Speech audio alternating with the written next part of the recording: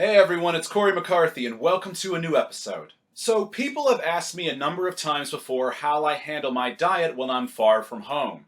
And not just far, but in a foreign country even. Well, this episode is for you.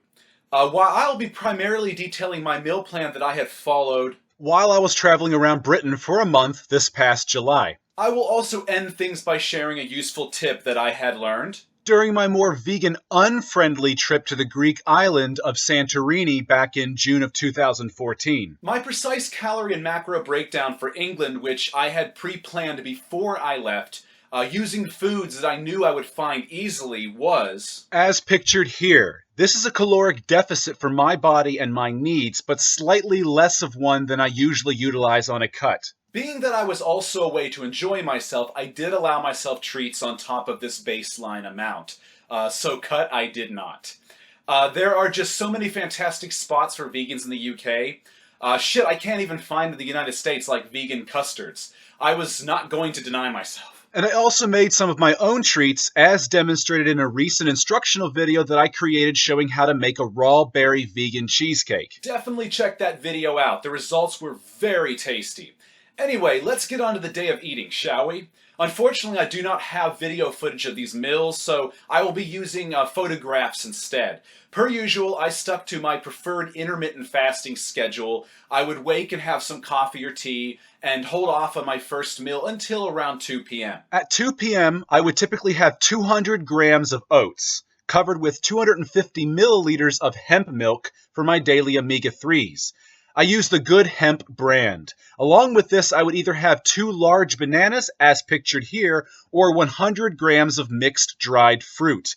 On the side, I'd have a scoop of soy protein isolate in water, and I'd also take a multivitamin with this meal. If it was a rest day, like it was for this particular day of eating, I'd have a snack around 6 p.m. This snack would consist of 2 scoops of soy protein isolate with 2 large bananas. If it was a training day, I'd simply blend this particular snack together and enjoy it on my way back from the gym. My final meal would typically fall around 10 p.m. like usual. At this meal, I'd consume 300 grams of tofu, specifically the Clear Spring brand. Along with this, I'd have 100 grams of frozen spinach and 270 grams of full-fat hummus. And that was it for the core meal plan while I was away. As I said earlier, I built my meal plan around foods that I knew I could easily get a hold of in the UK, thus no Beyond Meat products. And this brings me to my big piece of advice for vegan travelers, and that is preparation. Now, many of you may be thinking, preparation is so obvious. Well, you'd think so, right? But actually, most people simply forget or don't know how to prepare. They assume that everything will be the same or similar while away from home. And in some places in the world, that is simply not the case for vegans. Always know what to expect for where you are going to be. Do not assume anything because you might end up in a squeeze. Contact locals that you may know, especially vegans. Get advice. Look online at local supermarkets if possible. For instance, Waitrose in the UK, who also delivers. I mentioned earlier that Santorini was difficult for a vegan, specifically a vegan bodybuilder whose needs are a bit higher.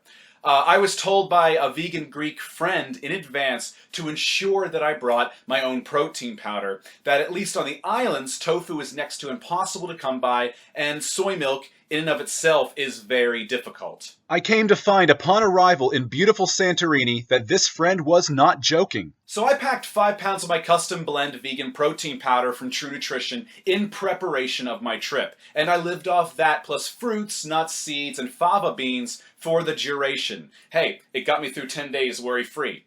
And I had no issues with the TSA either, in case anyone's wondering, as the Mylar protein bag was clearly labeled and still sealed.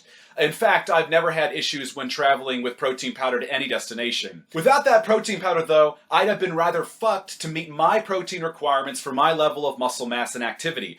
If you're interested in learning more about my personal protein blends, head to the description below and download my free PDF detailing everything on that topic, including why I mix what I do.